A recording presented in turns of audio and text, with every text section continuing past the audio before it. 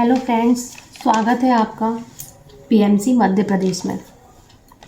तो फ्रेंड्स, आज का जो मैसेज है वो सुदामा जी का है। एक तरह से बोल लीजिए कि सुदामा जी की ऑटो राइटिंग है। तो सुदामा जी ने क्या संदेश दिए हैं और क्या उनका दोस्ती के बारे में कहना है, और वो जो चने थे उस चने का क्या रहस्य है, वो सारे संदेश सुदामा जी ने दिए हैं इस ऑटो राइटिंग में। और फ्रेंड्स, वो जो चोटी रखते थे तो उन्होंने इस चोटी के बारे में भी बताया कि आखिर इस चोटी का क्या राज है। तो चलिए स्टार्ट करते हैं। तो जब वो मुझसे कनेक्ट होते हैं तो मैं उनसे एक क्वेश्चन करती हूँ।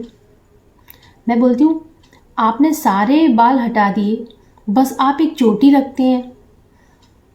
तो उन्होंने आंसर दिया, मैंने अपने मन मस्तिष्क से सारे वो रास्ते बंद कर दिए जो मुझे मेरे प्रभु तक नहीं ले जाते।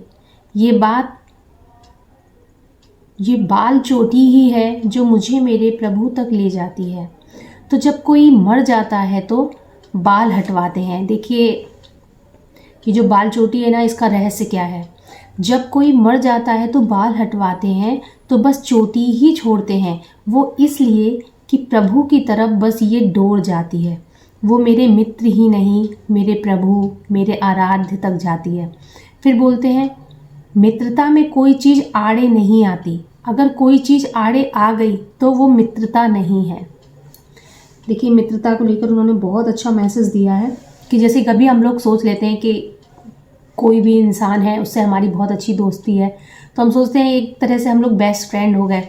मगर उन्होंने बोला है, अगर बेस्ट फ्रेंड के बीच में कोई भी चीज़ आड़े आ रही है तो वो सच्ची मित्रता नहीं है। मेरा तात्पर्य ये है, मित्रता में ना कोई कंडीशंस होती हैं और ना ही कोई रूल्स होते हैं। मतलब जैसे हम लोग बोलते हैं ना कि अगर बात दोस्ती की है तो कोई टेंशन नहीं है कि फ्रेंड को अच्छा लगेगा कि फ्रेंड को बुरा लगेगा, बेधड़क बस बोल देना है। अगर फिर भी कोई चीज़ हर्ट कर रही है तो वो रियल फ्रेंडशिप नहीं है। ये सुदामा जी का कहना है। फिर वो बोलते हैं, मेरा मेरे प्रभु से मित्रता से बढ़कर संबंध है, इसलिए मैंने वो शापित चने खाए थे। देखिए, शापित चने उन्होंने इसलिए खाए थे क्योंकि वो बोल रहे हैं मित्रता से भी कहीं ज़्यादा बढ़कर मेरा मेरे प्रभु से संबंध है, क्योंकि मेरे प्रभु को भुगतना ना पड़े, क्योंकि वो ही करता है, करता धरता है। अगर उनको ही भुगतना पड़े तो फिर क्या होगा। वो बोल रहे हैं, वो शापित चने अगर मेरे प्रभु खा लेते तो वही तो इस सृष्टि के करता धरता है, तो वो कितना भुगतते। तो रूल्स तो सबके लिए रूल्स है ना, चाहे वो प्रभु हो। हम लोग अपने मन में ऐसा सोच लेते हैं कि हम लोग इतनी परेशानियां सह रहे हैं, भगवान सहे तो पता चले। तो फ्रेंड्स, ये जो ऑटो राइटिंग के जरिए आगे बाकी चीज़ भी क्लियर होंगी कि किस तरह भगवान भी कितनी तपस्या, कितनी मेहनत, कितना ध्यान करके यहाँ तक आए हैं। चलिए आगे कंटिन्यू करते हैं। जिसके बाद जो कर्मा क्रिएट हुआ वो मुझे भुगतना पड़ेगा, ये मैं जानता था।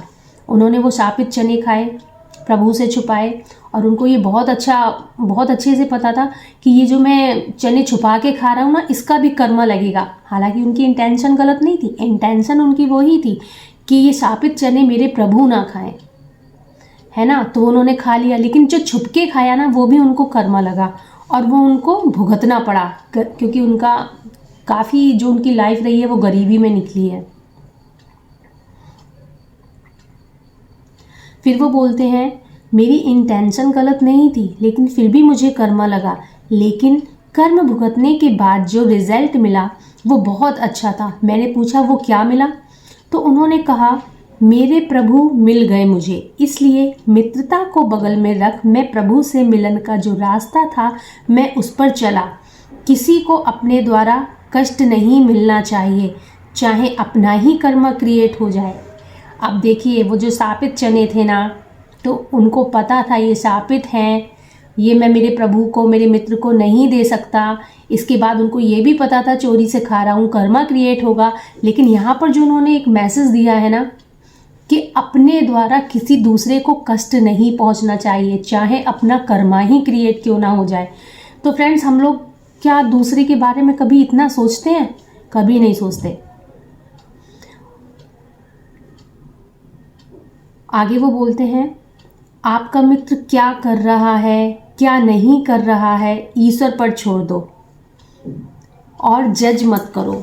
अब देखिए, जिस तरह से गांधी जी की ऑटो राइटिंग में जजमेंट को लेकर आया था, दूसरा सुदामा जी की ऑटो राइटिंग में भी वही चीज़ आई है कि किसी को भी जज मत कीजिए, क्योंकि जज करने से ना बहुत ही ज़्यादा कर्मा क्रिएट होते हैं, बहुत बुरे कर्मा क्रिएट होते हैं। क्योंकि किसकी लाइफ में क्या चल रहा है और क्यों चल रहा है, इसके पीछे हमें कुछ भी पता नहीं होता, बस हम अपने हिसाब से जजमेंट दे देते हैं। फिर वो आगे बोलते हैं, ऐसे कर्म करो जो रास्ता सिर्फ प्रभु तक जाता है। जब मैं प्रभु से मिला तो प्रभु की बाहों का हार मुझे मिला था। उस समय मैंने जीवन के हर दुख को धन्यवाद कहा था। जो जीवन में जो तकलीफ़ आती हैं उसी टाइम पर हम प्रभु को सबसे ज़्यादा याद करते हैं। तो अगर ये तकलीफ़ें नहीं होंगी ना, तो मुझे नहीं लगता कि कोई भी भगवान को याद करेगा। वरना कहाँ किसी को प्रभु की कृपा मिलती है। आगे सुदामा जी बोलते हैं, वरना कहाँ किसी को प्रभु की कृपा मिलती है। दुख सुख से परेशान मत हो, बाद में तो जो प्रभु मिलते हैं ना, उसकी खुशी ही अलग है। दुख यहीं झेल लो, बाद में प्रभु गोद में झुलाएंगे। संसार रूपी ठोकर खा लो, बाद में प्रभु तुम्हें अपनी शरण में ले लेंगे। आगे वो बोलते हैं, हमारी मित्रता जरूर थी, पर जो मित्र प्रभु की ओर ले जाए, हरि की सैया पर बिठाए, उसके साथ भोजन कराए, उससे ज़्यादा सुख कहाँ, वो दुख सब। फिर बोलते हैं, मित्रता में कोई चीज़ आड़े नहीं आती। अगर कोई चीज़ आड़े आ गई तो वो मित्रता नहीं है। देखिए, मित्रता को लेकर उन्होंने बहुत अच्छा मैसेज दिया है कि जैसे कभी हम लोग सोच लेते हैं कि कोई भी इंसान है, उससे हमारी बहुत अच्छी दोस्ती है, तो हम सोचते हैं एक तरह से हम लोग बेस्ट फ्रेंड हो गए। मगर उन्होंने बोला है, अगर बेस्ट फ्रेंड के बीच में कोई भी चीज़ आड़े आ रही है तो वो सच्ची मित्रता नहीं है। मेरा तात्पर्य ये है, मित्रता में ना कोई कंडीशंस होती हैं और ना ही कोई रूल्स होते हैं। मतलब जैसे हम लोग बोलते हैं ना कि अगर बात दोस्ती की है तो कोई टेंशन नहीं है कि फ्रेंड को अच्छा लगेगा कि फ्रेंड को बुरा लगेगा, बेधड़क बस बोल देना है। अगर फिर भी कोई चीज़ हर्ट कर रही है तो वो रियल फ्रेंडशिप नहीं है, ये सुदामा जी का कहना है। फिर वो बोलते हैं, मेरा मेरे प्रभु से मित्रता से बढ़कर संबंध है, इसलिए मैंने वो शापित चने खाए थे। देखिए, शापित चने उन्होंने इसलिए खाए थे क्योंकि वो बोल रहे हैं मित्रता से भी कहीं ज़्यादा बढ़कर मेरा मेरे प्रभु से संबंध है, क्योंकि मेरे प्रभु को भुगतना ना पड़े, क्योंकि वो ही करता है, करता धरता है। अगर उनको ही भुगतना पड़े तो फिर क्या होगा।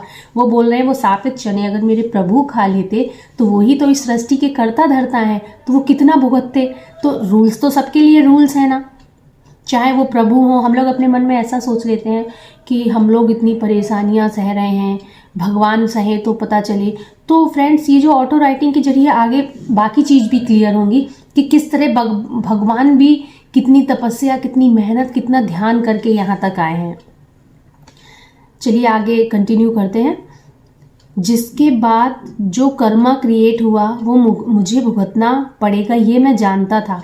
उन्होंने वो शापित चने खाए, प्रभु से छुपाए, और उनको ये बहुत अच्छे से पता था कि ये जो मैं चने छुपा के खा रहा हूँ ना, इसका भी कर्मा लगेगा। हालांकि उनकी इंटेंशन गलत नहीं थी, इंटेंशन उनकी वही थी कि ये शापित चने मेरे प्रभु ना खाएं, है ना। तो उन्होंने खा लिया, लेकिन जो छुप के खाया ना, वो भी उनको कर्मा लगा और वो उनको भुगतना पड़ा, क्योंकि उनका काफ़ी जो उनकी लाइफ रही है वो गरीबी में निकली है।